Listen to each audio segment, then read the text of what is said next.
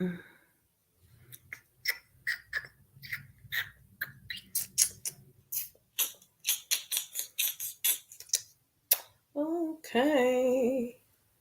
we're live, and I'm doing this live honestly because I don't feel like uploading. I just don't feel like it. I felt like I wanted to talk about it, but I didn't feel like, oh, yay, I'm gonna talk about it and record it and make a cut. No, I didn't feel like doing any of that. I said, I'm just going to talk about it and record it and let it post. So instead of recording it, I'm gonna do it live. So happy. It's Monday, yeah. Happy Monday, happy Moon Day. I hope everyone's having a good day. We got Alafia Robert. Hello, hello, hello. Hi. So today, and sorry for the rocking, but mommy's tummy hurts. So this feels good to me, and I'm just gonna rock. I'm gonna rock. Um, so I will tell you kind of like some things that inspired this conversation today. But first, since you've all come here into my lovely domicile, I should be polite and introduce myself. Hello, hi, hello, everyone. Hey, TikTok. Hey, YouTube. Hi, I am Ianifa Dania Faomi Shungle. Ifa priestess and spiritual awakening doula for the African American diaspora. I specialize in helping Black people that are Generation X and millennials who are leaving organized or at least Western religions and looking to cultivate a more authentic relationship with the source through self-love, spiritual practice, and honoring their ancestral traditions. So if it sounds like that's something I can help you with, by all means, reach out to a sister. But today, my intention is to kind of talk about mediumship and what that is, what it means to me, and my journey in that regard, because it's not something, it's like, yeah, I'm a medium, but it's not like, hey, have you always been one? I haven't really talked about that. And a couple of things spawned it. First was I watched on Netflix, they have like the show with the young man, The Hollywood Medium. And I finally finished it. And I was like, me and one of my god siblings, we have to discuss. We have to discuss this in great detail. But there were some things that were brought up on the show that kind of gave me pause. And then the other thing was I was getting ready to put some content together for my students, just a little, hey, check this out.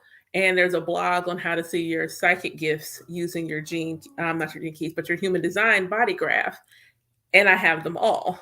Every one, every gate for every gift in this block is activated for me.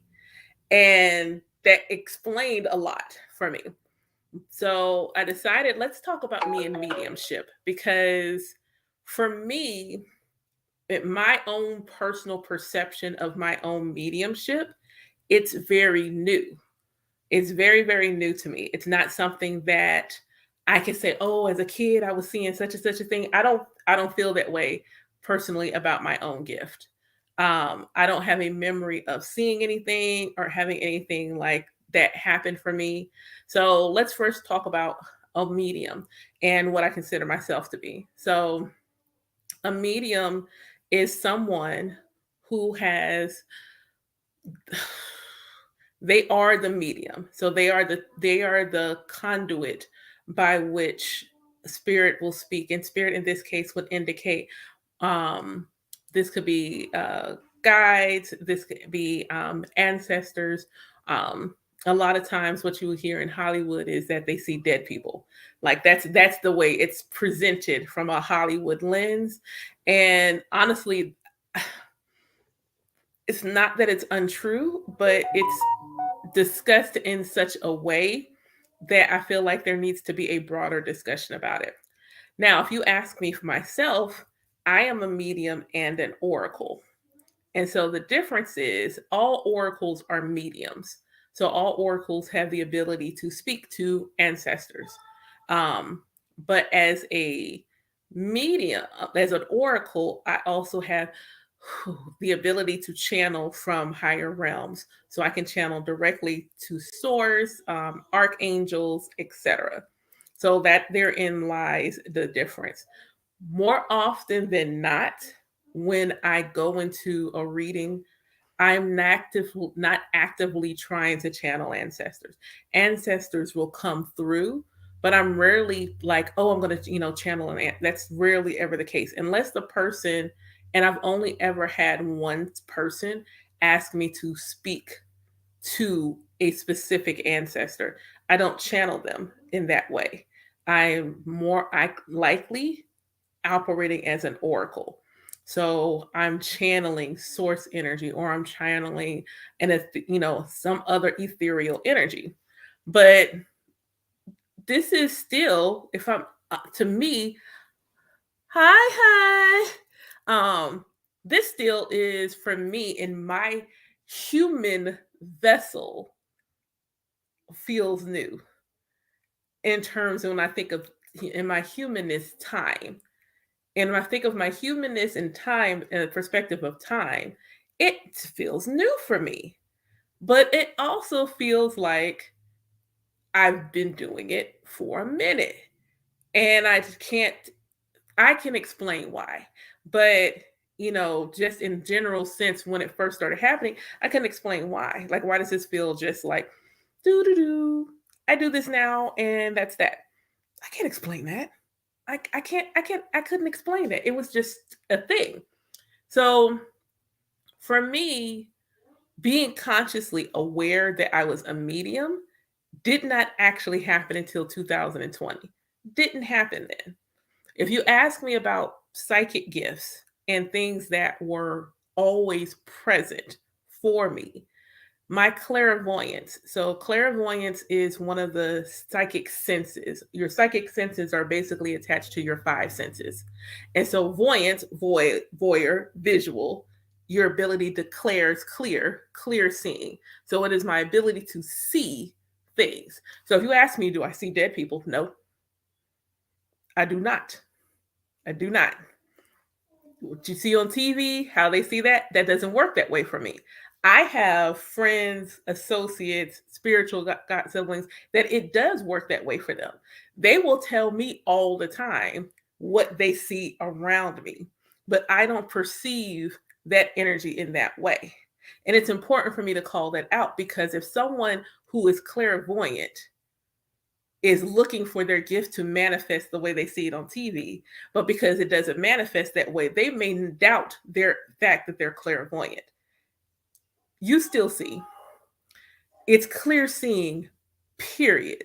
So you have to think about the ways you see things. So first off, your ability to see patterns and synchronicities with ease. Like, you'll see something and it's like someone else didn't see it, but you catch it immediately and instantly. That is because you're clairvoyant. If you dream in a practical sense, in a practical everyday life sense, a dream is a series of what visions that you're having when what your eyes are closed. Every single person that you know who can remember even the smallest detail when they're sleeping is clairvoyant. You're welcome. Welcome to the Psychic Club. The fact that you don't access it or you don't do anything, quote, psychic with it, just means you don't go to the spiritual gym. It simply means you don't go to the Thank you for the roses. Thank you for the roses, Jerry. Thank you. It just means you don't go to the spiritual gym. That's all that means. It doesn't mean you lack clairvoyance. It just means you don't go to the spiritual gym to work it out to where you can use it beyond your sleep self. So if you ask me, clairvoyance is definitely a gift that was always with me, because as a child, I was a prolific dreamer. When I talk about my dreams now and I say, like, I can see, it looks like I'm watching a movie in like 4K, my dreams have always been that way. Clear, crystal clear. Some people say their dreams are washed out. My dreams have never ever felt washed out. They have always been immensely vivid, immensely clear. And so when I was younger and I would have night terrors, they would be immensely vivid and immensely clear. So that's one. Clairvoyance has always been the case. I've always been exceptionally intuitive. exceptionally intuitive. I didn't know that that's what it was, but when I look back at interactions with people, and I would just know exceptionally intuitive. Always, always. Claircognizant. I have 146 IQ, probably higher. That's just when I last tested it. Sometimes I just know stuff. I talked in a previous live about advanced chemistry. I didn't study. It came to me like it was just, I'm an advanced chemist. It just came to me that way. I would just know. One of the things, the Rocky Horror Picture Show, everybody should be familiar. Rocky Horror Picture Show. With the Rocky Horror Picture Show, I knew the lyrics to Time Warp. I just knew the lyrics. I had to ask my mother, like, yo, did you watch Rocky Horror either as a child or when you were pregnant with me? Because as a kid, I knew the lyrics to the song just coming naturally. First time I saw it, knew the lyrics to the song. Um, Indeed. It'll take practice. It'll take practice. But I just knew the lyrics to the song. I would just know stuff. I absolutely would simply just know stuff. So thank you for sharing my life. Thank y'all for the likes. I didn't have an explanation for that. So clairsentience, maybe a little bit, but cognizant, intuitive, and voyant, those are the ones. But if you tell me, hey, did you see imaginary? I didn't have that. I listened to other people's stories and like they always had an imaginary friend or somebody. I never felt that way. I don't have a memory of it. And I remember a lot of my childhood. I don't have a memory of that. I played with toys, a lot of toys and things like that. I would do the normal, quote unquote normal kid things, but I didn't have a sense of things in that fashion. So when you fast forward a little bit, was there anything that sticks out to you about later in life? And oddly, what I told someone is I felt like I would go into oneness while I was in corporate America doing a presentation because the way I feel it build up now, I can remember tinges of that happening standing and like doing a presentation, facilitating a meeting, and I'm talking about something I'm really passionate about or I really enjoy the topic, and I'm like going in, gone, out. I probably had left the building and didn't even realize it. So you get to 2020, I'm having a conscious awakening, and clairsentience, I think, was the gift that was most noticeable for me in terms of how it manifested. They all manifested simultaneously, but because I've always been a prolific dreamer, I kind of didn't think anything of it because I've always dreamt that way. But clairsentient, you like get a vibe or something that's different. I've always been an empath, like a really pure, oh my God, if you're crying, I'm going to cry. I could immediately feel what's going on with you. Empath. It made me great at customer service. Natural empath. But clairsentient, when it's feeling all the other energy, oh my word. Oh, oh my word.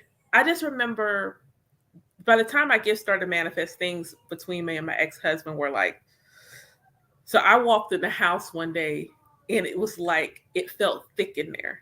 That was the best way that I could describe it, is it felt thick, like as if the air was cake and you could cut it. It just felt thick. And I'm like, oh my gosh, what is this? Why does this feel this way? And the other example I give is like I had a big piece. Actually, is it beside me? Nope, it's in the living room. I had a really big piece of amethyst that somebody gave me. Gave it to me as a gift. Amethyst is my birthstone, but I didn't quote unquote feel anything from the stone, if that makes sense to y'all. But when I finally, started dabbling in things like that, I decided to purchase some crystals. So my crystals came in the mail. And this is how beautiful the universe and spirit works, is because the same day I had my first mentoring session with my very first mentor. And my very first mentor, I wanted her to help me deal with the fact that felt like I was having an awakening and I didn't know what to do with what that meant.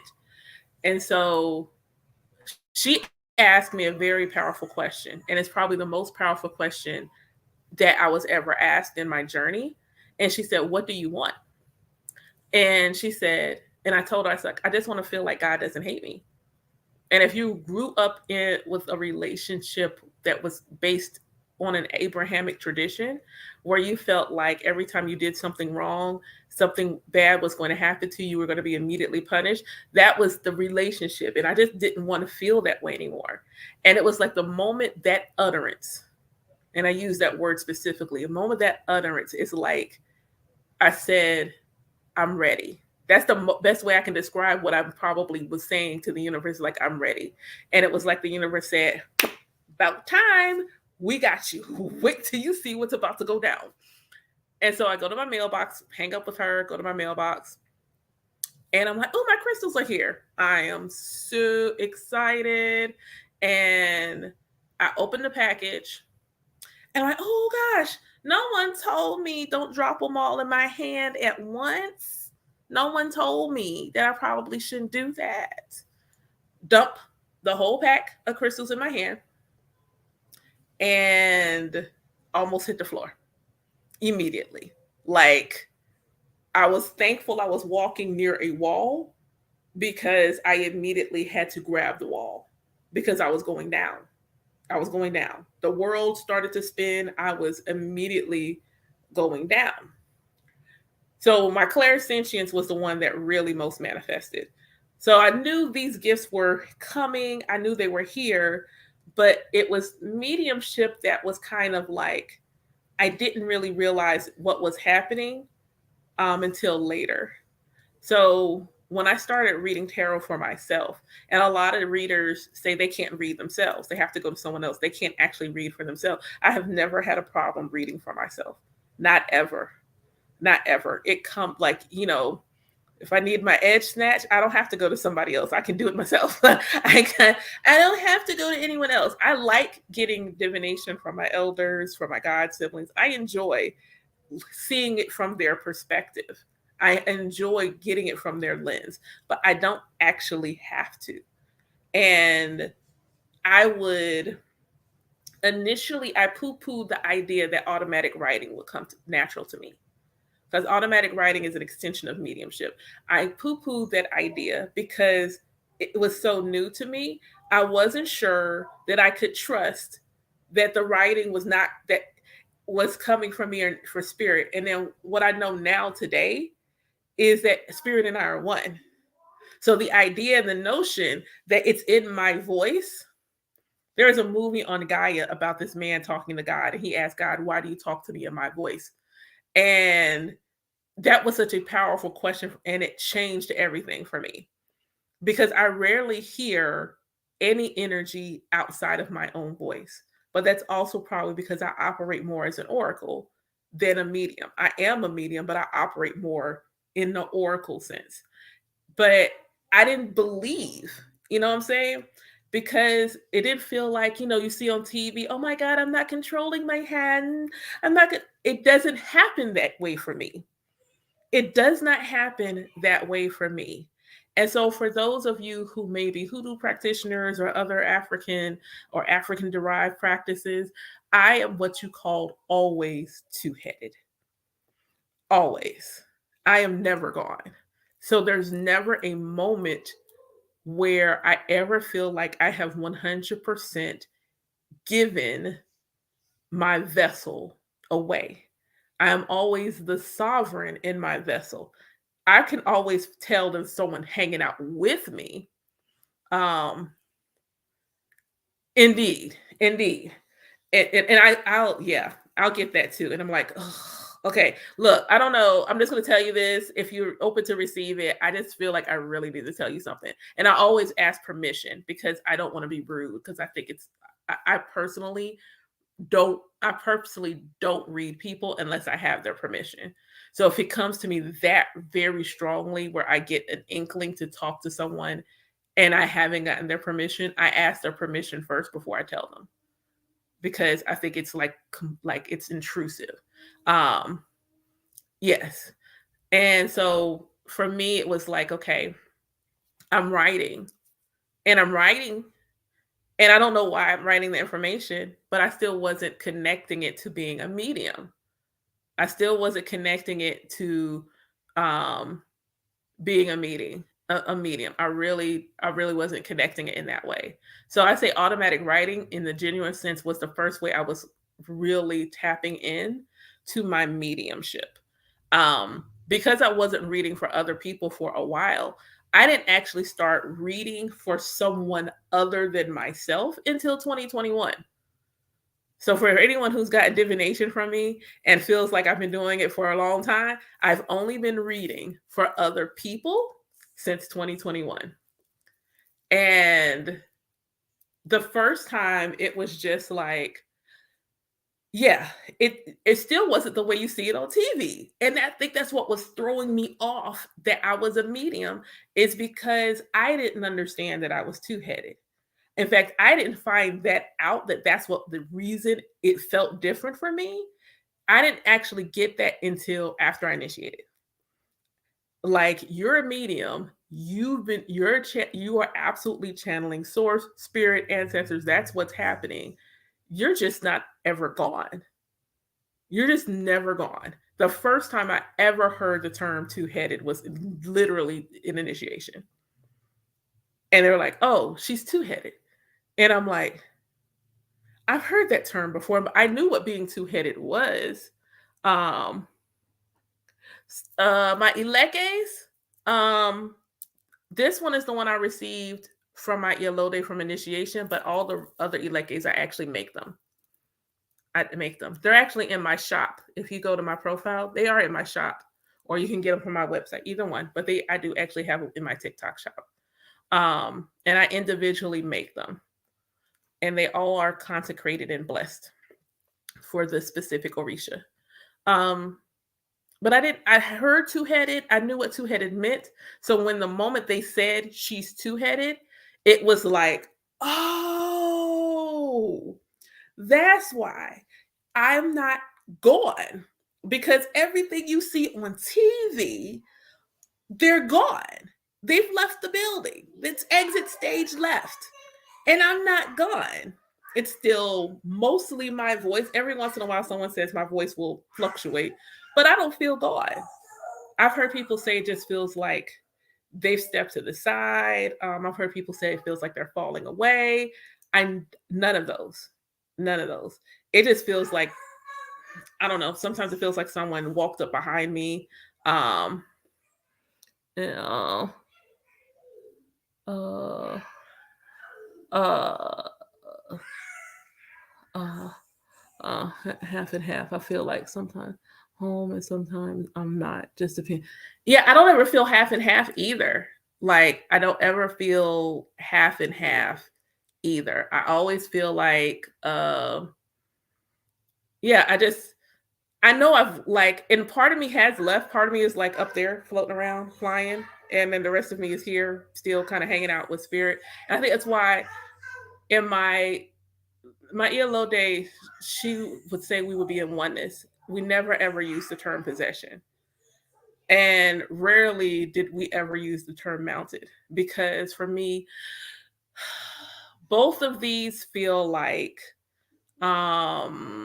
what's the word I'm looking for? Uh Words that master would use. That's the best way I can describe it. It feels very colonized. It's giving you are not in control, and you have given ownership of yourself away. And because I'm not an object, so I can't be possessed. Like, that's it. Like, it's my body. Like, it's mine. So it's rarely ever. And then I'm not a horse, so you're not gonna mount me.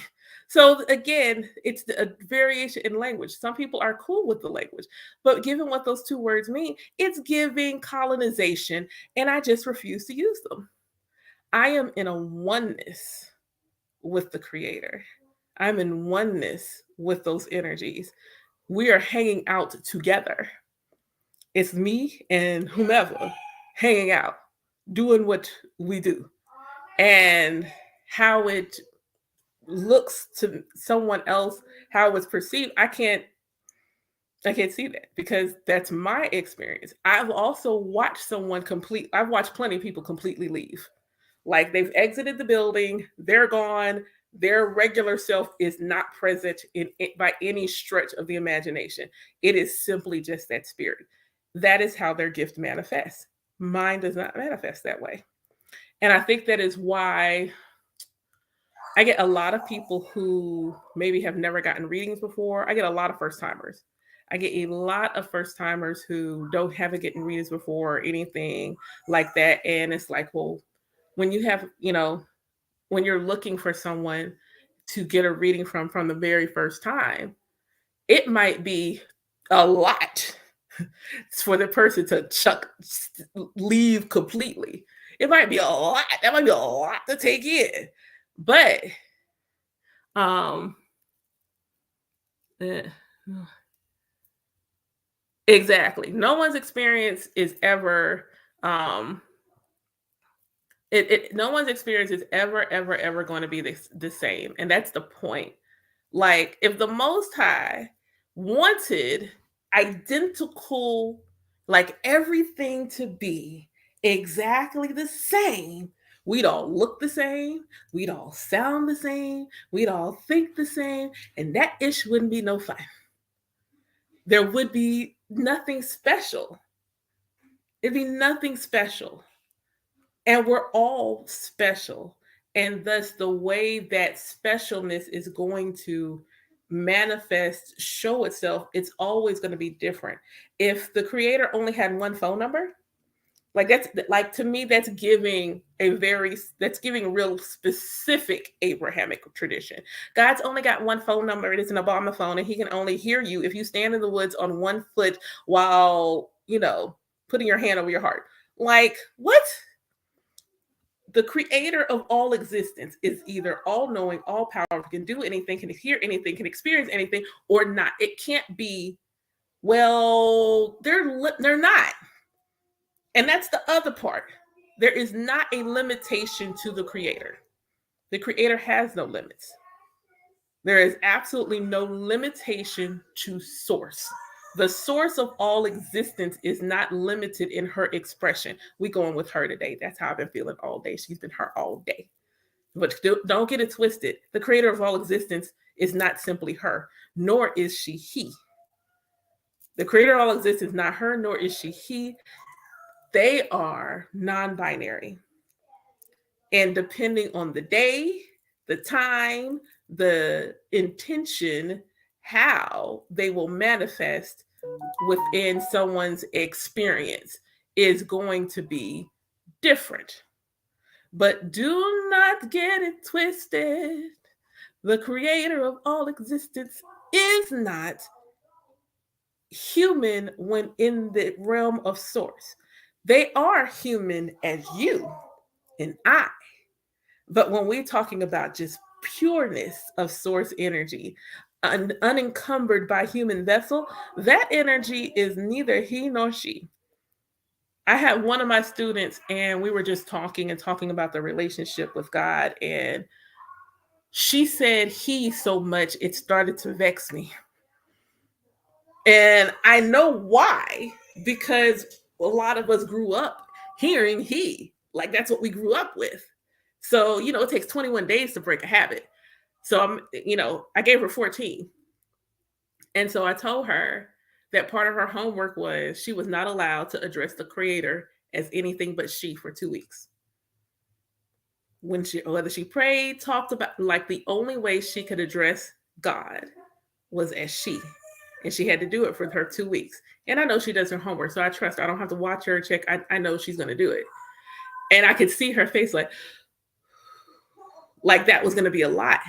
And my challenge for anyone, whether you are a womb holder or not, is if you feel some kind of way by using a feminine pronoun when you talk about the creator that birthed all existence, what does that say about your relationship with feminine energy? Respectfully. What does that say?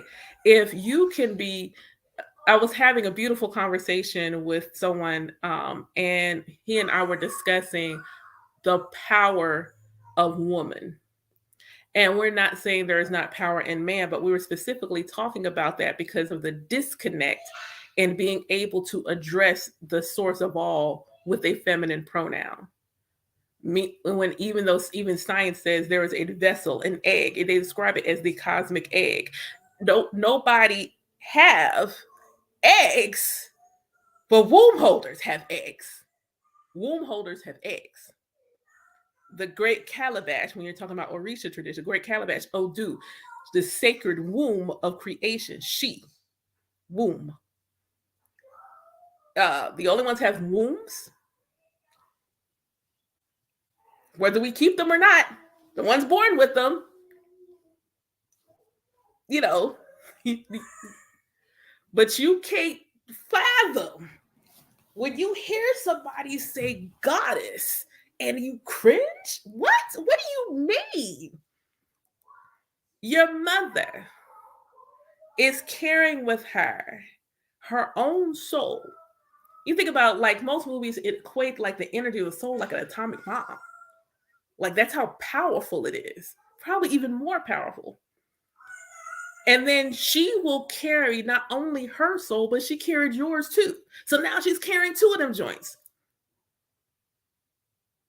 But you can't fathom that the creator could potentially also look like her. Wildness. And that's what I think the reason why a lot of times we, especially as Black women, are so disconnected from our gift. So disconnected. From traditional African perspective, especially from Orisha perspective, women innately, one, we carry Odu. Like, do not get it twisted. We have it. We don't have to be given it. We have it. Have it. No one has to give it to us. But even outside of that, the ability to astral travel is natural for us. Why? Because this is a freaking portal. If any, you don't have, like, in almost every capacity, most people, regardless of what religion, tradition, believe, one, the human body has a soul. That is true. And they also have a belief that the soul, at bare minimum, comes from the creator. At bare minimum, the creator is sitting there with a factory of souls and gives the human body a soul. So the soul has to get to the body. The soul has to come from somewhere and get to the body. That means it's got to come through a door. And the door has to be wherever the body is. The door has to be in the same place where the body is. So how does it get there? But when you grow up being told you are less than, you are the weaker vessel, you're not allowed to do this because you're a woman. You couldn't possibly you can't be a part of this thing because you're a woman. Of course, you're going to be disconnected from the fullness of your gifts. You're going to be disconnected.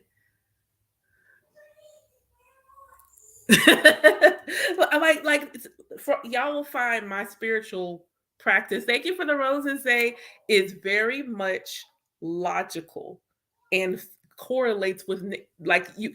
This is where logic comes in, and a lot of people think that you can't have logic in the spirit. You can. You should. There should be logic in your spiritual walk.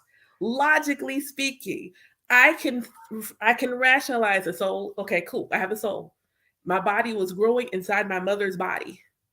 The soul had to get to my body. That means it had to come through my mother to get to me. Oh, well, then that means there's a connection already within women between heaven and earth. Oh, so then that thing you hear, women's intuition. Men have intuition. Everyone has intuition. But you call out specifically women's intuition. That knowing is so profound. Your mother tells you, don't hang out with so-and-so. You don't know why. Mama's channeling. Intuition is the voice, whether it's your higher self source, it is the voice, it is the nudge, it is the receiving of information from a source that is not in your physical. It is you're getting information, you're receiving a download. Guess what? Mediumship, maybe smaller scale, but that is exactly what intuition is. When you get that download, when you get that knowing, you're like, where did that come from?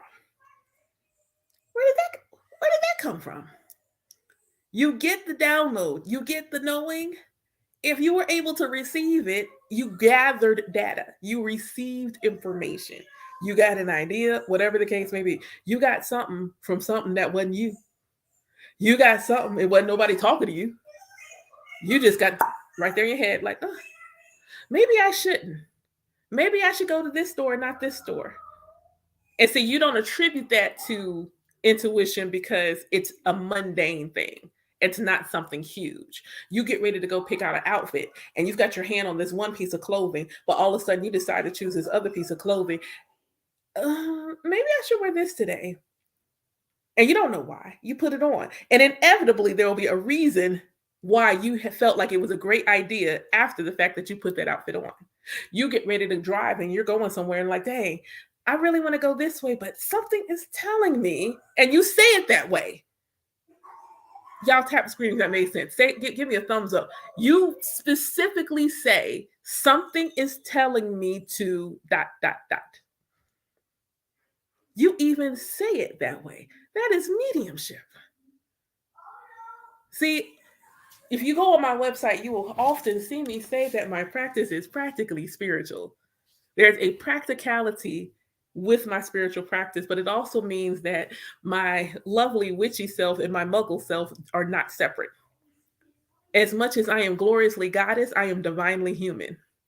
These two things go hand in hand. They are not separate from each other.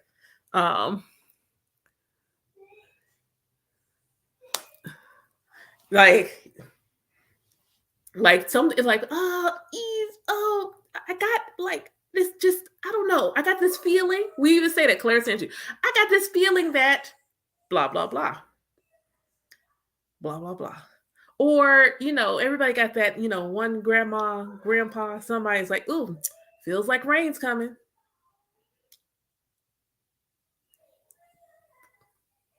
Yeah.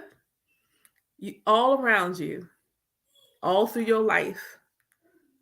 And we don't even pay it any attention.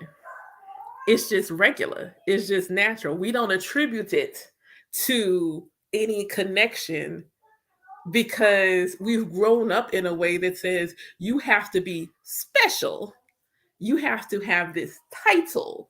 You have to have this in order for you to be able to do that. We have grown up in such a way that you have been told that you must have a title. We've grown up in such a way you must have this in order to have a connection to the Creator. You have been told that. And so then when your gifts start to manifest, you want to push them to the side. You want to think like, and like, let me qualify this because there are some people who might be cuckoo for Cocoa Puffs. But you want that to be the first thing. Because the notion, the Most High might actually be trying to send you communication is so beyond your realm of possibility because you have grown up being told miracles no longer happen. You have grown up and all of a sudden God stopped talking to people. Ain't no more people. And because it's not coming from someone that's standing in your pulpit, you can't believe that it's coming to you. Why would God choose me? I didn't study theology. I didn't do this, that, and the other thing. And yet you will still sit in that same building and listen to that same person tell you how Noah used to like to imbibe on copious amounts of alcohol, but was still chosen. But you couldn't possibly be chosen. You couldn't possibly have this spiritual gift. I know that's what some of us have thought or thinking because I was and I didn't even grow up as a Christian. I was impacted by Christianity because all my friends were Christian and I used to listen to them talk and I'm like, oh, I received their trauma. I got Christian trauma vicariously through my friends. Because for me, I had spent all this time thinking that everything bad happened to me was because I had angered God. I spent all this time thinking God hated me. God was mad at me. I had disappointed God.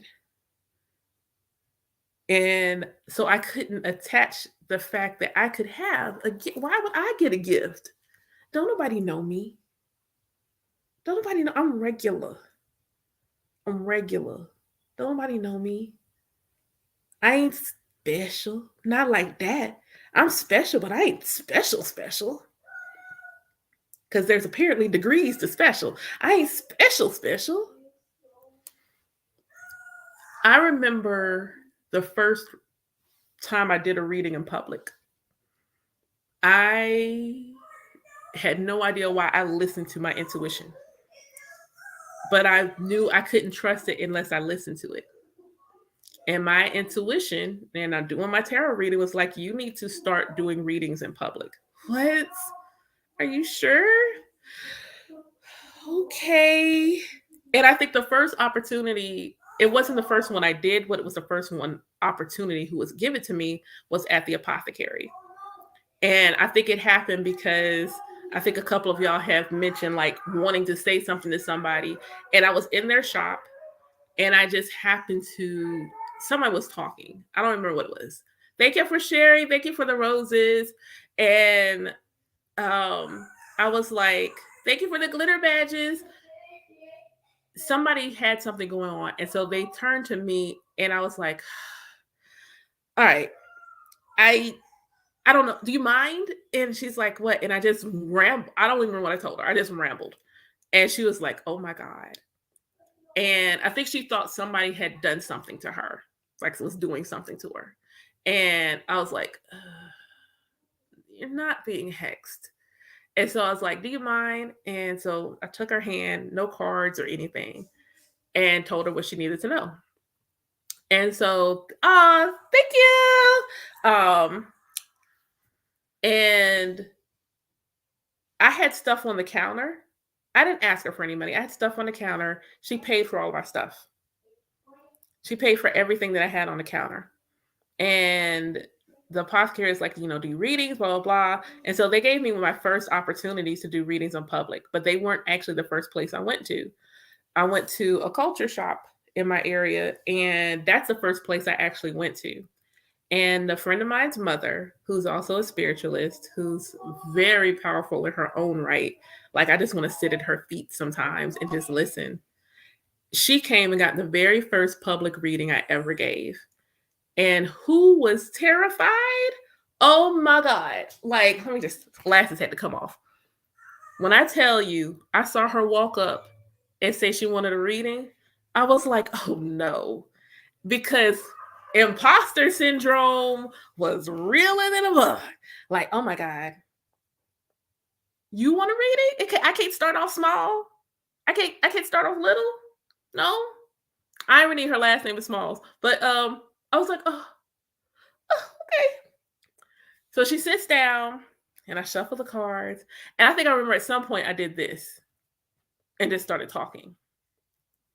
And I remember saying, you're working on something and you haven't told anybody. And her face lit up.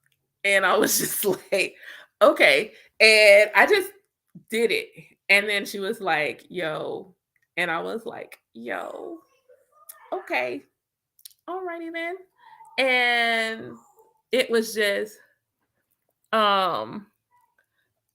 really affirming. And then I had someone come in. She was also a tarot reader. She's like, I can't read for myself. And I'm like, why? I can read for myself all the time. And so she sits down and I'm like all in her business. And she's like, yo. And I'm like, I'm sorry. You wanted the reading. I'm sorry. But I think I cried when I left that day. Because I was like, yo, I actually did it. Like I read for people I don't know. When I did the apothecary, the apothecary is in the area of the more, for lack of a better word, it's the more affluent part of town. And so it's the more affluent part of town. So you can imagine it's more. And the first person is this older white lady. And I'm like, oh dear God. Because also I hadn't read for anyone that wasn't Black. So there was this other thing like, yo, can I read for white people? And like, it was so wild to me. It was like, oh, Oh, it works the same. All right, cool. like this is cool. And it's cool because that day I bought a new tarot deck and I didn't know why. I just had a dream about it. I had a dream about it, so I bought it. I'm like, I don't know why I need this tarot deck, but I dreamt about it. And now that I'm in here looking at it, I feel like I have to have this tarot deck. Modern day witch. Um, welcome, newbie. Look, trust me, I'm new to this too. And I say that honestly and truly. Like I do not. Well, my soul is real ancient. It's real old. So on a soul level, I'm not new. But human me, Dania. Oh, she knew. She knew. Like, and um, like I said, I've only been reading for other people since 2021. Only that long. I only allowed myself to start reading for people then. I read for myself. I didn't get tarot cards until May 2020. I only got cards May 2020. May 2020, I got cards. And from May 2020, that's when I was reading for myself. And then I didn't read publicly. I did my first reading for somebody else maybe December that year. But I didn't start publicly reading for people until like April of 2021. I didn't start doing that then. I would do I think I was doing like collective readings at most at the end of 2020. And even then, I didn't think I was doing anything until I predicted the election in January 6th. And I didn't know I predicted January 6th until January 6th. January 6th happened. I'm like looking back at my notes from that reading, and I'm just like, oh my God. Oh, okay. But one thing that for my mediumship and my gift is that early in my tarot reading for myself, I asked God to never let me not think it was cool. I grew up wanting to be a witch. Like that was my thing as a little girl. I'm going to be a witch. And the thing that remained consistent beyond all the trauma and things that may have tried to take and dole away my magic is I was a witch almost every year for Halloween. Almost every year into my adult life, pointed hat, cape, witch. The next Supreme, when American Horror Story came out, I was always a witch for Halloween. Always. That never went away. It stayed. It stayed very much close to me. I was never, because I was not raised as a Christian, I was always on the outside anyway. You know, growing up as a Hebrew, and you gotta like, what do you explain? It's like a Black Jew. I don't know what else to tell you. Like having to be on the outside anyway. Anyone else on the outside, I just resonated with. So I had friends who were Wiccan and everything. I never felt a disconnect. It wasn't me, but I was always close to it, if that makes sense. Like it stayed in close proximity to me. When I was a little girl, I wanted to be a teacher and I wanted to be a healer, like a doctor. And now, like I'm living out the fantasies of my childhood self. And so the first time I picked up I just remember, actually, it was this deck. This deck right here. This is my first Oracle deck. And this is my first tarot deck. Hi. And so when I remember the first time I got the cards in my hand and I'm and a card jumps out. Yeah, the little girl in me. Oh, she was excited because I have been watching pick a card readings and things like that. So I was like, I wonder how they're making that happen. And then the first time it happened to me, oh snap, they're not making it happen. Oh my God. And in that moment, I was like, Lord, please let this always be cool for me. Please always let this be cool for me. I want this to always be amazing and joyful to me. I love doing readings. I love, if money did not exist, if money was not a thing, I would still do readings because I enjoy it just that much. It's magical to me. My mediumship is magical to me to know that at some point I am connecting to some other something and getting like this love and this insight and then giving it to somebody, and then they're able to make life altering decisions simply based on a couple of words that I said. Like, that's just magic. That's magic. That is absolutely, positively magic. Now, when I was watching the Hollywood Medium, and he was talking about how exhausted he is. First of all, let me be clear. I want to be comfortably wealthy. I don't want that. I like for him, he's got a waiting list of over 3,000 people. I don't want that. I don't want that. I know that I will make a large impact and I will do the things, but the idea of having 3,000 people waiting on a list to for me, oh no, I don't want that at all. No. I watched him look completely drained of energy. I watched him look completely drained of energy. And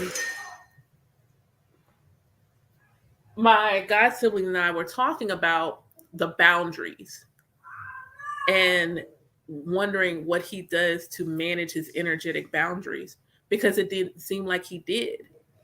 And wondering, did he this is why having a mentor, an elder, a teacher, whatever nomenclature you want to give it, having someone that has been on the journey or has understands the part of the journey that you're on to support you in your gifts. My first mentor, she had nothing to do with Orisha tradition, nothing to do with Ifa.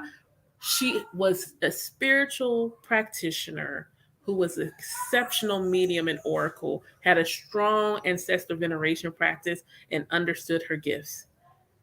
That is what she helped me with. She and I would get together, and she had Uno cards. And she would hold, we would just get together, and I would have to divine what the Uno card was. I had to build trust in the first answer that I got. And after a while, the first answer would be the answer. It wasn't her mission to get me to initiation or get me to, that's not what her mission was. It was to help me cultivate a spiritual practice and to feel comfortable with my gifts. She and a couple of content creators I saw, the reason I would say, this is what I want this to feel like. Like, a lot of people will talk about their gifts and they feel like overwhelmed, and it's like there's always some spirit or something hanging around, and where are your boundaries? Where are your boundaries? And are you not the sovereign? Are you not? Are you not the sovereign? It's your vessel. At the end of the day, you are an emanation of the Most High. You are the sovereign. Your spiritual court is there to support you, not take over your life. Where are your boundaries? Have you communicated with your spiritual team what you would like that experience to be like? Because I listen to people say, oh, all of a sudden now this is happening. I can't relate. I cannot relate. At no point, like, I can't relate to that because I didn't have that. But I also, once I knew, and thank God it's for being an Aquarius, because when I say once I knew I was having an awakening, I sat and gathered as much data as I could, and in ways that it made sense to me. I'm like, okay, so if I just say this is what I'd want, or blah, blah, blah, this is how I want this to look, then I can, okay, all right. So that's what it was. That's what it was. And being able to, it's not like I hear people who say I'm an empath, so I can't go out. Really? You can't? That's sad. I'm sad for you. It's terrible. It's terrible. Boundaries. You lack them. Because I can go out. I can absolutely go out. I can't go certain places because certain places have off energy. But the idea that I have to stay away from people, then I'm not answering my call. I'm supposed to be around people. I don't have to be around everybody, but I should not have an aversion to being around humankind. That it's a lack of boundaries there. And my first mentor showed me how, like, she's like, here, this is what you do to create an energetic boundary around yourself. And that way, only what you allow to come through will come through. Between that and carrying like amethyst on me, and apparently my angel guides are real prominent because they were like, someone's like, hey, you need to keep selenite with you, especially while you sleep. I'm like, okay, bet, say less. So when you come in my house, there's a lot of selenite in my house, a lot of it. There's a lot of selenite in my house. But there's no feeling like I don't want to be around people because I always pick up I don't feel that way, like at all. It has to be a really strong something in order for me to pick it up in that way. And I could tell when there's going to be really like prominent energy, somebody that, a lot of people in my circle knew passed away. And I said, I have to take a break from Facebook because I can't take y'all right now. Because I knew him, the channel was open for me to respond to their reaction. I couldn't do it. Absolutely could not do it. Chadwick Boseman transitioning hit me in a way that I should have expected, but I did not. And it was such a synchronistic thing because for those of you who don't know me personally, exactly. When I knew me personally, no, I had a Wakanda wedding. I had a Black Panther themed wedding. And I loved like all of a sudden I had the humongous crush on Chadwick Boseman. The moment I had the Black Panther wedding, hey there. I had this I love Chadwick. I watched everything he did. And the day he transitioned, my marriage was ending. So let's look at the synchronicity. I had a Black Panther wedding, my marriage was ending. And so that particular morning, the last of the items, like my wedding album, things like that, they were out. I put them away. I put them in a box that day. That night is when he transitioned. And when I say my phone blew up as if my husband died, my phone blew up. Everyone and their mama called me. Are you okay? Did you hear about Chadwick? Are you okay? Did you hear about Chadwick? Are you okay? Did you hear about bruh?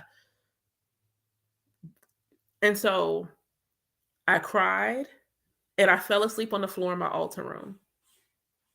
I fell asleep on the floor in my altar room. And then he came and was like, is there anything you want to ask me? Because I got to go. And I was fully aware that he was gone. And I was just like too devastated to say anything.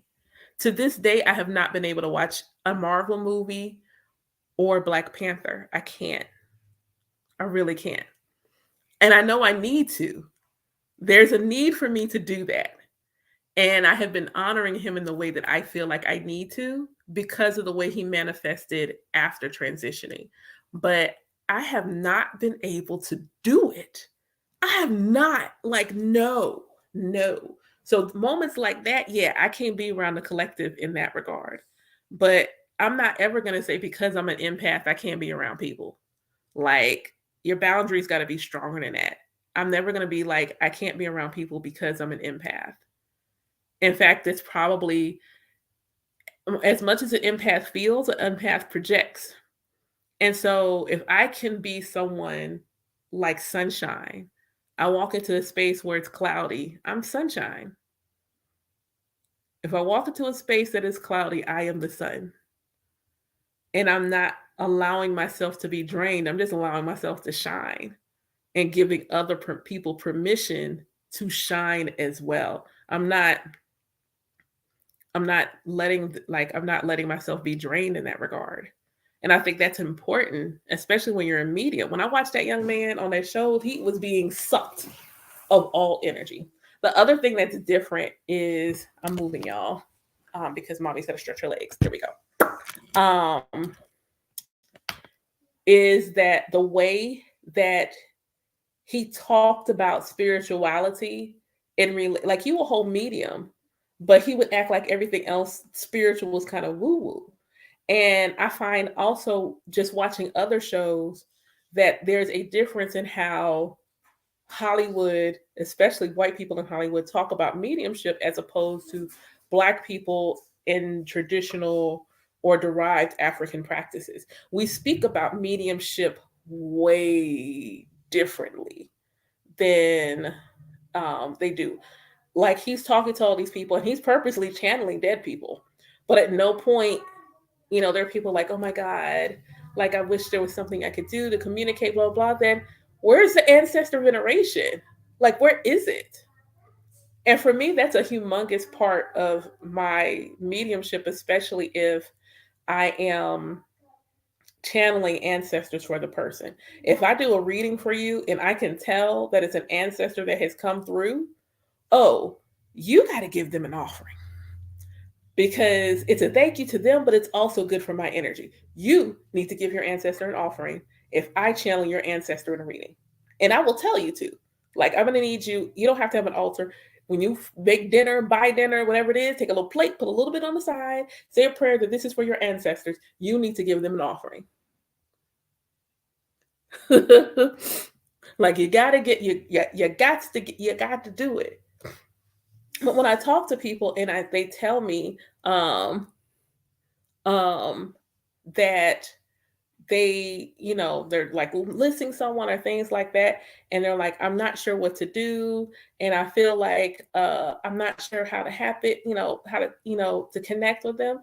Talk to them, and when he's finished with these sessions, and I know it's TV, so there may be conversation they're not showing, but that's also the part that's also important because I feel like they should, if he's telling them how to venerate and honor their ancestor in which that they were channeling, he should tell them, and that should be seen because then it would demystify.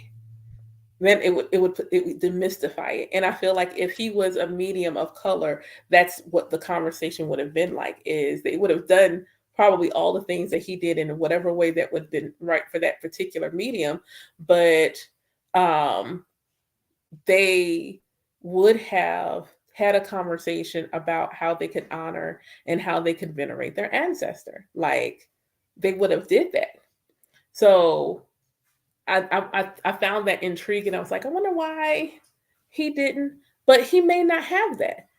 And I mean, the other part of was they talked about something going on with his grandmother and that he was not able to channel his grandma.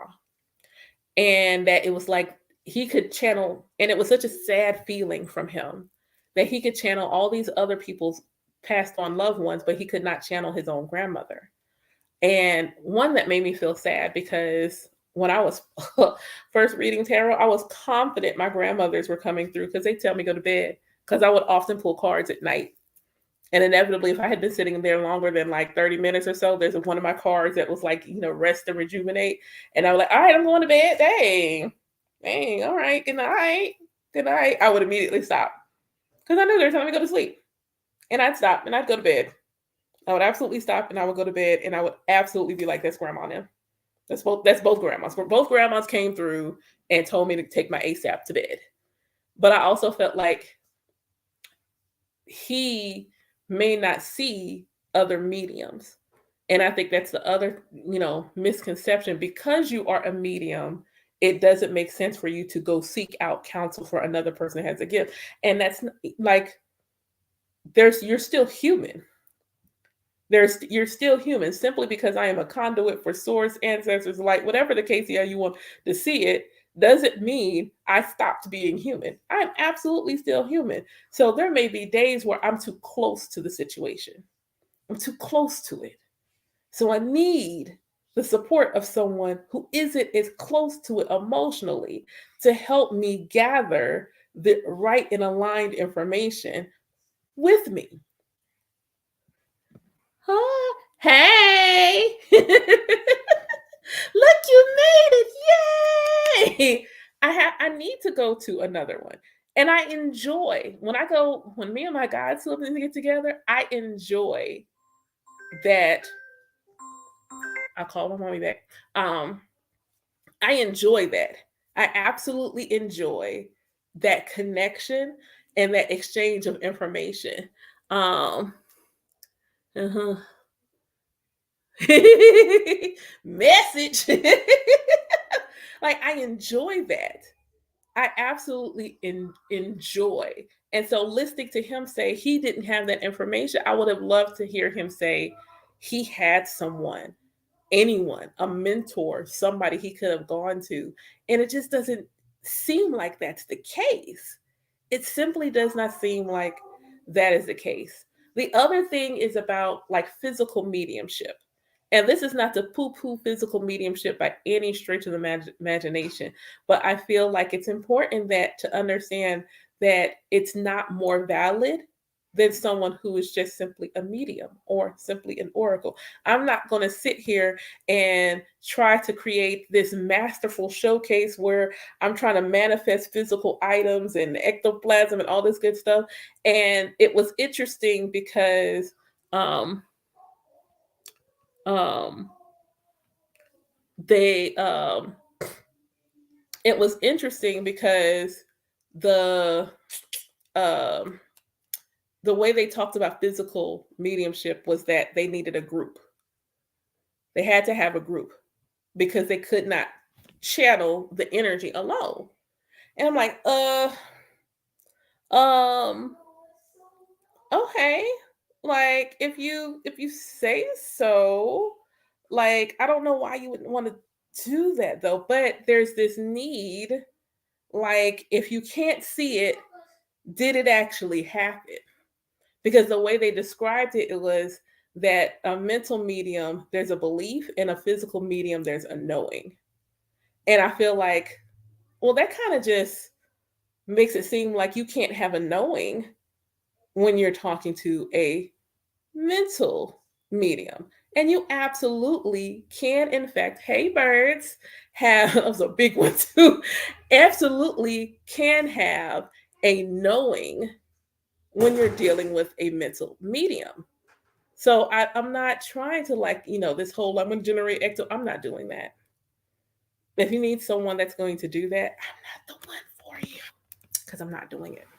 I'm not. I refuse. The audacity. I absolutely refuse to try to put on a showcase. I'm not putting on a show. If you come for a reading, that's what's gonna happen. Come for divination, that's what's gonna happen. But I'm not putting on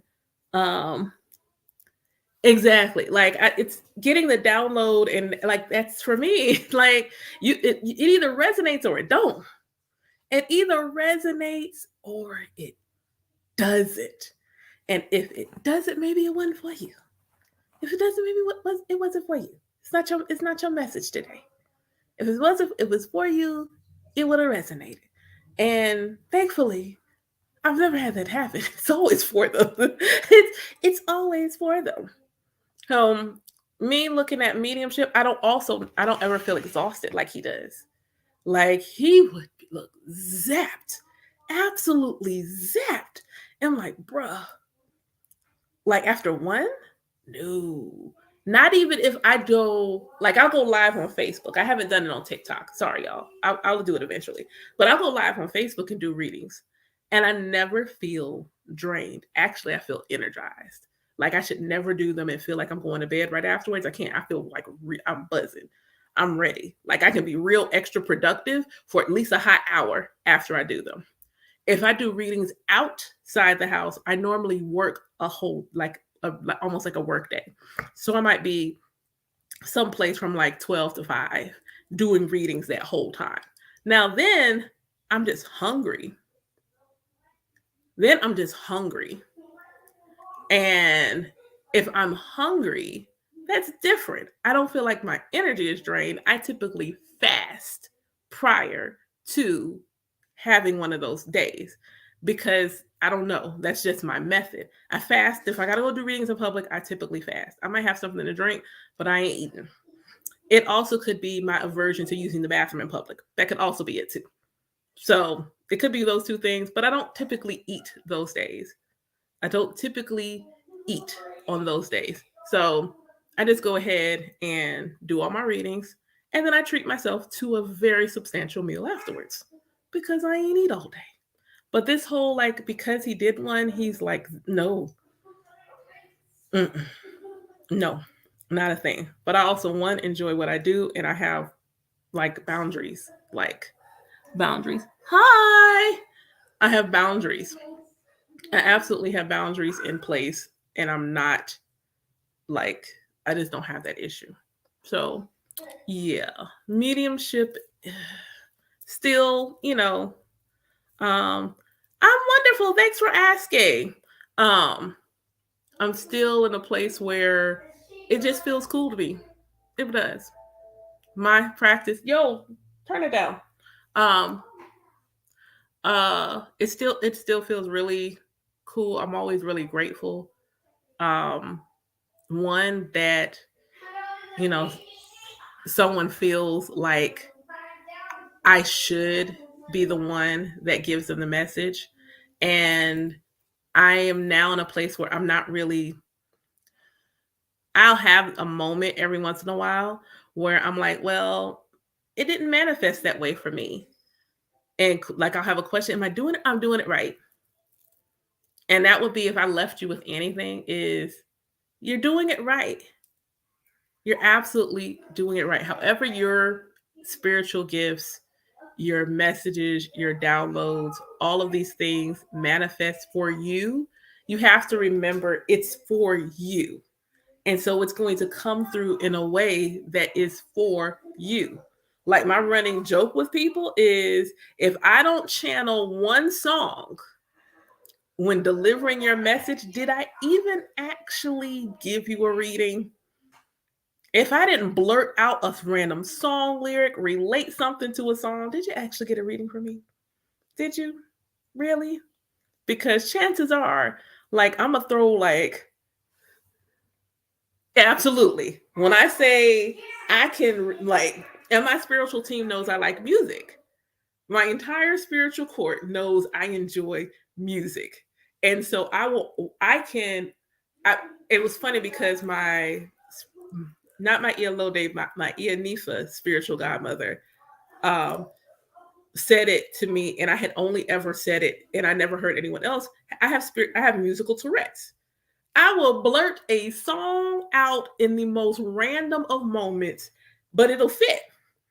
It always fits. It's random only in that you don't expect it. That's the random part. You don't expect it. I don't expect it. No one expects that it's happening. But inevitably, I do it. And then all of a sudden, boom, here goes the song. And I'm like, oh, well, this is how this relates. And I can make it, and I will immediately start divining using the song lyrics, verse, whatever, something. I'll start humming something. I will app like it'll just be random. Why? Because my spiritual team knows I communicate through music. I love music. And I've always communicated through music. I'm trying to spit game to somebody. Chances are I sent you a song. Period. I want you to know how I feel. What kind of mood am I in? Song. Here go the song to tell you. So since I communicate through music, I channel message using music a lot. I will see a spiritual message in a song. Like if you don't, Earth, Wind, and Fire, the lyrics to Fantasy, you gotta go and just read the lyrics. Not just listen to the song, but read the lyrics. Michael Jackson, Off the Wall. You gotta go and read I'm like, oh, they was dropping knowledge. You didn't even know. You too busy. What Andre 3000 said, y'all not just listen, y'all just want to dance. Like, yo, we be low key missing gems, jewels hidden in lyrics. I'll be like, why do the ancestors always want me to sing Earth, Wind, and Fire? Not simply for them, it's for me too. I'm like, oh, I stopped mid song. I'm like, wait, what did I say? Now I'm on the phone reading song lyrics. So that's why it happens because there are messages cloaked in the song. The song can be like a parable. It's just, and I'm not limited to one genre of music. I've gotten better at being able to grab a genre based upon the person I'm reading. Um, yes, like they too busy fainting. They too busy fainting. They too busy passing out. They're too busy passing out, and then like you realize how strong his ashe was, and he was so like I was I was recording this for TikTok and I decided to redo it. But I was recording this for TikTok. I was recording a numerology class and I decided to use Michael Jackson for my numerology example. And when I say every number was so perfect in how it told who he was going to be, who he was, who he chose to be, what his life purpose was. Um, yes, yes, yes, yes, yes. Not it's Captain EO, um, the one that featured Smooth Criminal, like Thriller, all yes, like so like I didn't even know this until I watched Bigger Than Africa, but the video they don't really care about us. He's at a festival and his shirt actually has Olodumare on it. And I'm just like, wait, ah, are you kidding me right now? Bruh, like Michael Jackson, what like like Michael Jackson, they don't know. They was too like Andre said, y'all ain't listening, y'all just want to dance. Y'all ain't listening, y'all just want to dance. And you think about like just him being able to weave like off the wall. When the world is on your shoulders, you got to straighten up your back and then boogie down. That means you got to shake it off. You got to like not only simply shake it off, but you're not supposed to be carrying that with you. And what he said, we're the party people night and day. Moving, dancing, that's the only way. Come on, man. We're supposed to be happy. We're supposed to be joyful. And not simply just we, like you look at spiritual practices and religions and things of that nature, and you look at melanated indigenous practices, not simply just Black, but people with heavy melanin. When we are communing and connecting to our spiritual court, whether it's simply nature energies, Orisha, what are we doing? It's like a party. It is like a party. Dancing, singing, music. It's a party. Why? Because we're the party people. Night and day. Michael. Mojuba O. Michael Joseph Jackson. Because I don't know that we deserve, like, I know we deserved him, but sometimes I'll be like, dude, did we just even deserve this magnificence? What did we do? We did like, what did we do? Yes, it's about we're supposed to dance. It's a like that's the idea for me. I was reading something and it says like you have to go through something in order to get your blessing.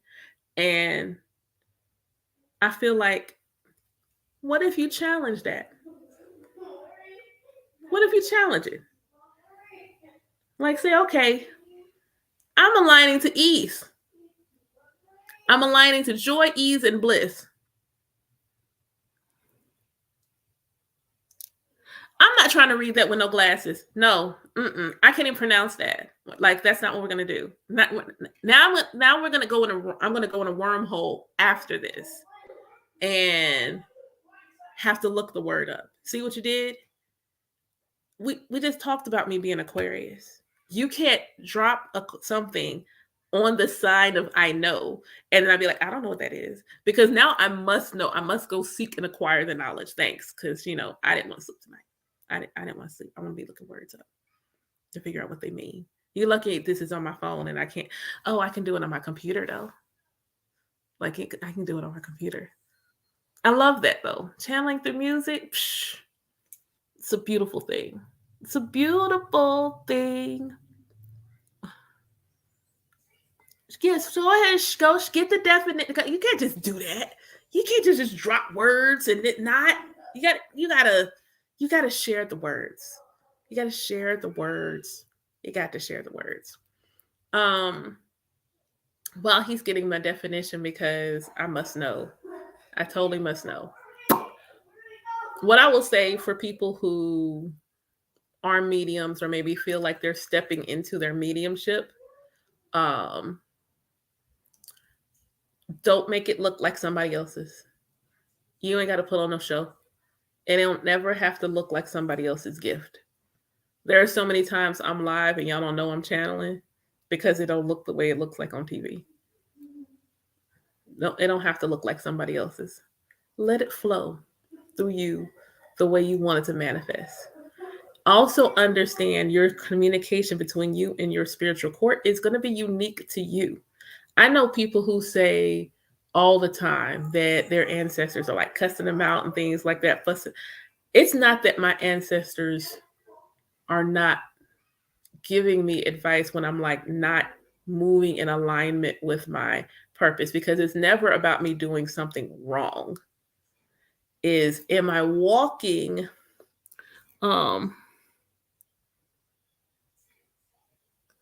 ooh, I like that. Spiritually heroic persons that work to attain awakening and are driven by great compassion. A person who is able to reach nirvana but delays doing so out of compassion and oh, look, all of y'all in there. Look at everybody looking up the word for us, sis. I just appreciate y'all. Aren't y'all lovely? I don't know. I oddly resonate with that definition. I'm just gonna leave that. I'll have to take that with me and see why I feel that way. But that makes a lot of, I don't know. That makes a lot of sense to me. I don't like how much it makes sense. I've made myself feel oddly uncomfortable. I like that makes sense, but don't feel like your mediumship has to look like somebody else's. Don't feel like you have to be able to, like, don't feel like your medium, don't feel like any aspect of your spiritual gifts must manifest.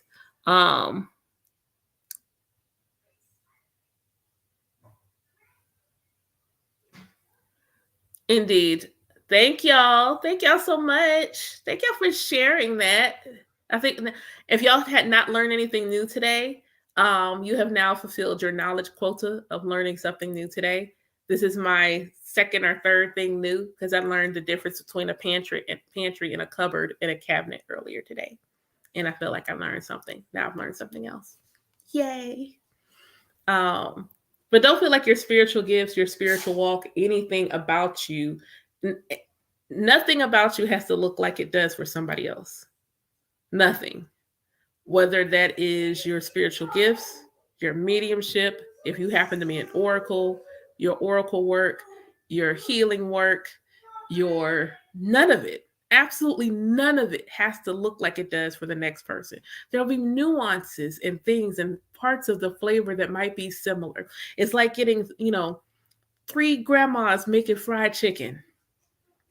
There might be a similarity to the crunchiness and the texture and things of that nature, but the flavors may be still different. And that's okay. All of them taste good and they all gonna get eaten. All of them taste good and they all gonna get eaten. But it does not mean that one person did anything wrong or right.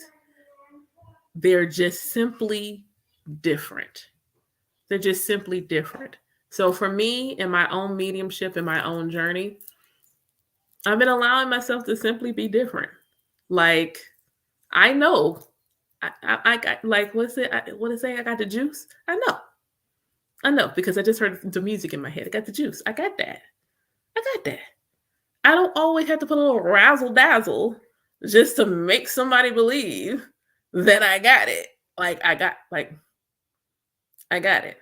And that's it. That's all that matters. And those who are meant to resonate with me, whether they resonate with me simply following my content. And that's the other thing, especially for you folks who your spiritual gifts are a part of what you do. Like that's part of your work, your career, and things like that. Don't feel like everyone is meant to connect with your gift in the same way. There are certain people who connect with my gift when I'm doing poetry. That is when they are able to take in and receive the message. They may not watch a live or anything like that, but if I do a poem, because almost all my poetry is inherently spiritual, whether I'm talking about something blatantly spiritual or something that is, adult, not suitable for work. There's still a level of spirituality in all of my poetry, and they're able to they take it in. The seed gets in there. It's in there. They receive it. That may be just how they're supposed to receive medicine from me. Some people will just come to the lives and that will be it. Some people will just like my post. That will be it. And then there'll be some people who need a more direct interaction with me. So they may only ever get tarot readings. They may never branch over and say, I want an E5 divination. They may only ever get a tarot reading. And that's all they receive. And that too is okay. If that's all they ever do is get tarot readings, hey, cool. It's fine. That's all they get is tarot readings.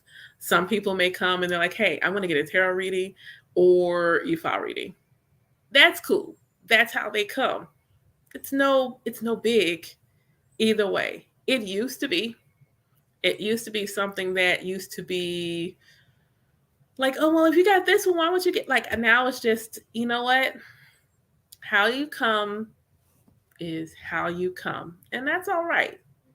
That's all right. I'm not gonna, because at the end of the day, did you receive what you needed from me? Was it nurturing? Was it fulfilling to your being? That's it. That's totally it. So, inspired action, because I have to leave you with one, because I always leave you with an inspired action. And once again, I was on live longer than I planned.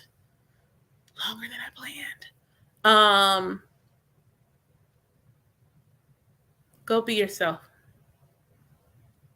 authentically. Let your gift shine through you authentically.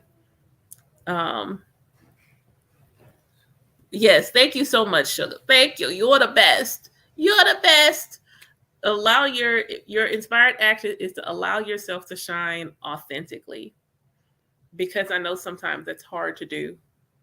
I purposely I don't try to be anything other than me. Like, I don't try to let me do something to make, I don't like it. And it never comes off authentic. Anytime I try, it doesn't feel authentic to me. So I just stop. I'm just like, yeah, but it's whatever. It's whatever. You're going to either like me or you're not. That's just it. You're going to like me or you're not. There's always going to be somebody who's got something to say. And it's just, I grew up in the 80s. Thank you for the roses. I grew up in the 80s and, early 90s. You like me or you don't. All the things you could possibly say to me about me, chances are I heard them as a child. So, yeah. It's whatever. So I'm just going to come as I am. Some days you're going to catch me real chill like I am today. It's going to be real. It's a real chill day. I'm comfy. I feel comfortable. It's a cloudy day. I'm one yellow on. I feel real comfy sitting in my comfy bed. Some days you might catch me on all white. I'm not trying to look like a priestess because I put white on. I just was in the mood to wear white. So that's what I did. And or some energy told me to wear white. Either way, it's not me trying to be. I just want white on that day. Just want white on. I did divination for my god sibling and my white fitted. And oh my gosh. Did divination in my white Yankee fitted, and that was the most powerful session. Yes. I did divination for my god sister with that fitted on. Woo! That joint was wild. I was like, yo. Is this you hat? Hat to the back and everything. Hat to the back. Full-blown reading, like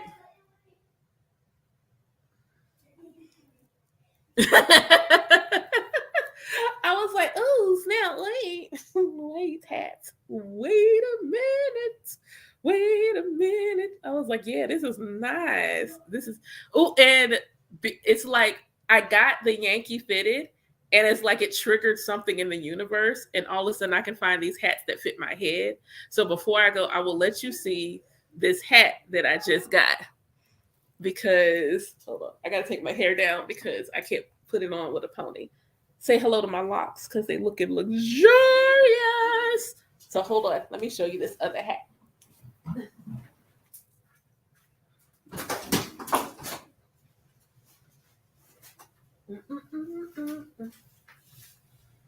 I'm not even sure if the whole thing will get in here. See how big this joint is?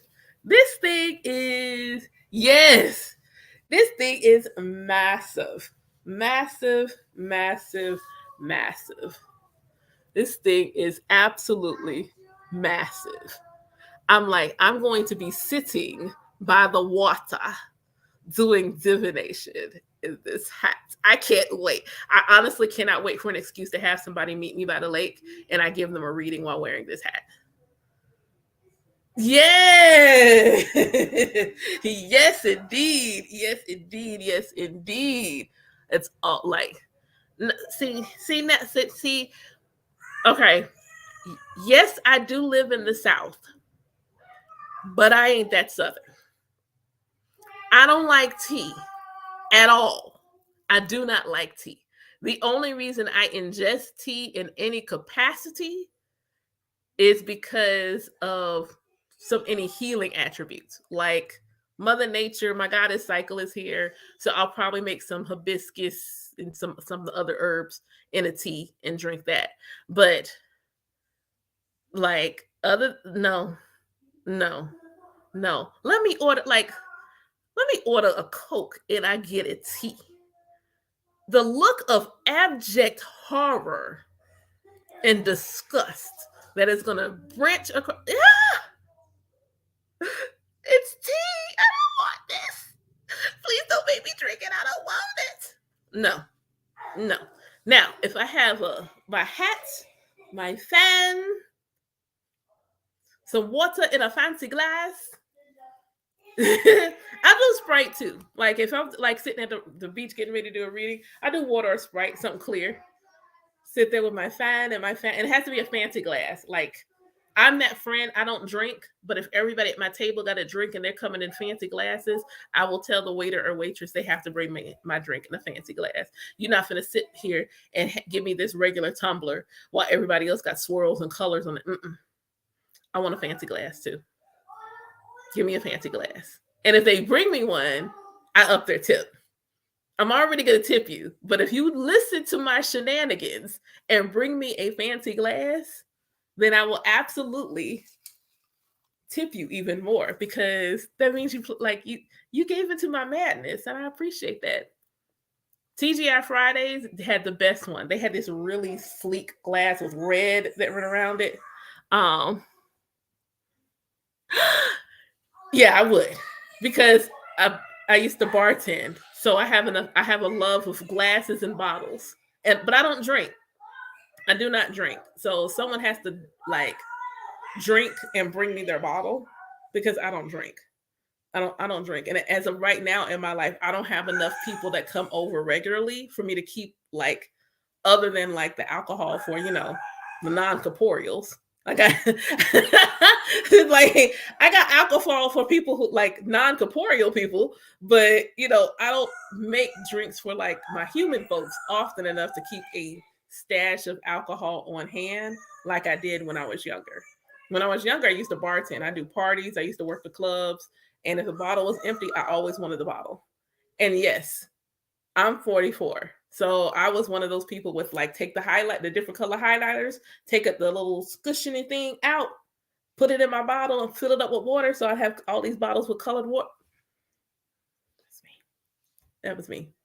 It was my I and I am them. That absolutely a thing. Glasses. Honestly, the glass at TGI Friday, picturing it in my head now, very much gave Shango vibes because it had like an almost white frost to it with this red that run around it. It was sexy. It was so pretty. It was such a pretty glass. And this is where speaking things into existence, I didn't know this what I was doing as a kid. And I was just, well, not a kid, I was in my 20s by then. But my girlfriend and I were having dinner, and I asked him to let me have a pretty glass. So he brought me my Sprite in that glass. And so I said to him, "This glass is so pretty. Do you know where they got them from? Because I want one." She's like, "Girl, hush." I'm like, "I do. I want the glass. Like, this is a nice glass. I want it." Guess who left with a glass? And I was just like, "Oh, thank you." Like, here, like, it gave him an extra tip because I was just like, "Oh my God." You get, and like, not even the glass I was drinking out of. He went and got me a glass from the bar, wrapped it up, and gave it to me. Do they know you gave me this glass? I'm gonna take it, but thank you. Like, thanks. I appreciate it. I appreciate the glass. Speaking like, you had to look back at yourself as a kid. I was talking about spiritual gifts that I didn't realize I had. That's one my Ofo Ashe in my youth was really potent.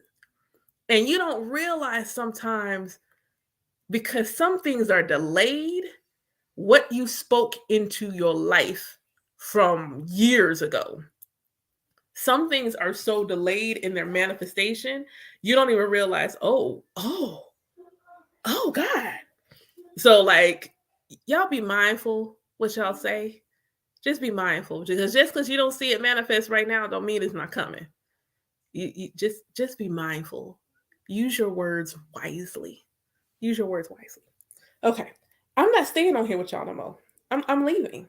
I'm absolutely leaving. Uh, yeah, be you and be mine. That's the word. That's we're leaving. That's the thought we're leaving with. Be you and also be mindful. With great power comes great responsibility. Like, you gotta be mindful.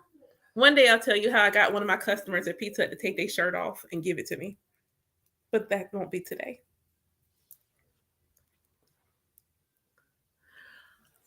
Wait,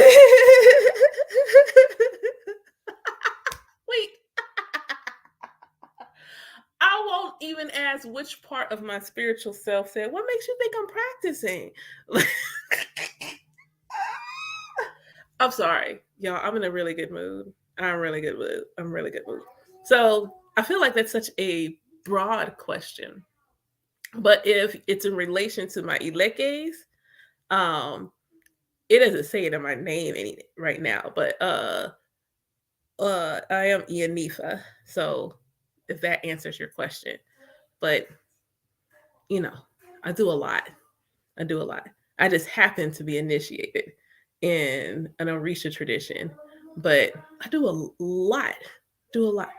Practice moon stuff, yeah. And I would say the moon is part of my practice. Astrology is part of my practice. Numerology is part of my practice. But specifically, if this is in reference to my Elekes, then yes, I am an Orisha practitioner, specifically an Ianifa, and I'm Omo Shango in Yemoja. And I have both hands. Um, why are we doing this right now? Like, why? Why are we?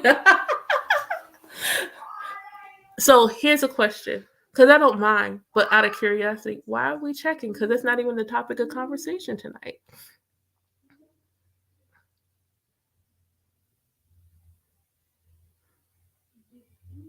Is it because you went through my content, or is it because I'm a woman? Which is probably why one aspect of my spiritual team reacted. Is it because I'm a woman? If I was a man, would you ask? Then what made it matter? What's made it matter? What's made it matter? Because even if I told you her name, it doesn't mean you would know her. So what good would it serve? Yeah.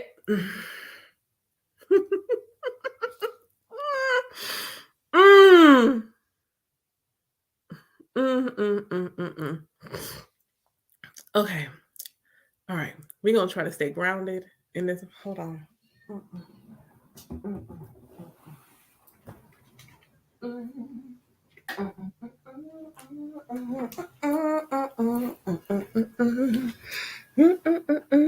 mm, mm. Okay. So I'm gonna spend like only 5, less than 5 minutes. Um, so my Ialode's name is Awo Faleyewa. That is her name.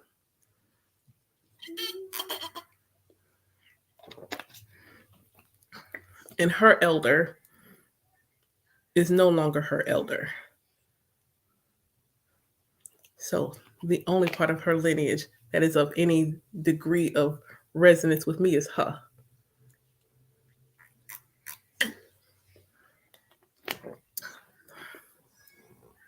Hi. Hi. Hi. Hi. See, now we gotta drink water.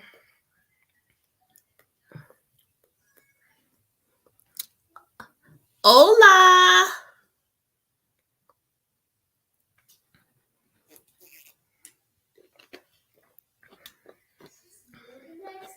Hola. Hola. Hola.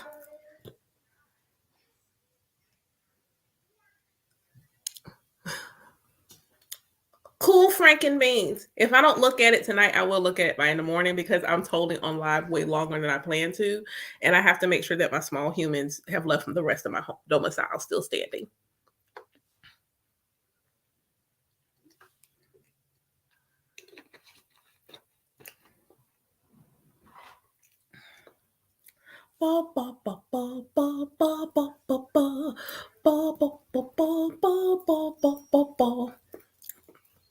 Okay. All right. So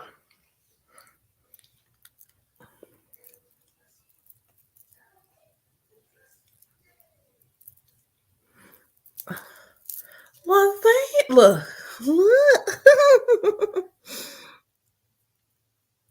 Look, and they're really quiet. Like they're like that's why I'm like really surprised at how long I've been on because they are mad quiet right now. Like really, the most I've heard is like them go past my room and go to the potty. Yeah, I still say potty. I'm sorry. I'm like they're young. Um and like they're watching TV real extra quiet. I'm like, what's wrong with you? What's going on? Why are you so quiet? Like why? Why are we so quiet? Why? So yeah. All right. Well, now that I have significantly raised my internal temperature, um, because this laptop is hot. But thank y'all so much for coming to play. If you didn't catch the live from the beginning, you can catch the playback on the Tubes of You. It should show up probably in another hour or so. I know YouTube takes a while to cause the lives to come back, but I did it is simultaneously on. And it's also on the Book of Many Faces. This lock is not going to do what I want it to do. So I'm just going to put it behind my ear. Um Thank you, love muffin. Thank you ever so right kindly. I'm gonna make sure this saves. Okay. So yeah, save on the of you at some point this evening.